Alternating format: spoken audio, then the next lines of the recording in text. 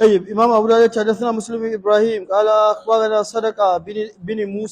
بن موسى الدقيقي قال حدثنا أبو إمران الجوني عن أنس بن مالك رضي الله عنه قال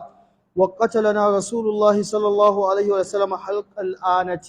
annabi sallallahu ya samu na lokaci da za mu yi wajen aske gashin mara wata kan mu wuce lokaci kaza ba mu aske gashin maran mu ba wata qalimal azfari da yanke kumba wa qassu sharibi da gunci gashin baki wa natfal ibti da tsige gashin hamutta 40 yawman marra cikin kwana 40 Allah kalla so ɗaya mu yi haka don haka ba a so wannan kwana 40 ba cewa sai ya kai ba amma dai shine mafi yawa da zaka bari umbaka ta fito in dai ta yi wuce kwana 40 to ka saba ma annabi sallallahu alaihi wasallam idan ka bar gashin bakin ka ya wuce kwana 40 shi ma haka idan ka bar gashin mara ka ya wuce kwana 40 shi ma haka idan ka bar gashin hamutun ka ya wuce kwana 40 duk wannan yana nuna ka fita fitira ka fita tsafta ka fita koyawa annabi sallallahu alaihi wasallam a babin tsafta kai kokari ka gyara قال أبو داود رواه جعفر بن سليمان عن أبي إمران عن أنس ولم يذكر النبي صلى الله عليه وسلم وقال وقت لنا ممكن يقول وقت لنا سيتش وقت لنا شي كون wancan yace وقت لنا رسول الله صلى الله عليه وسلم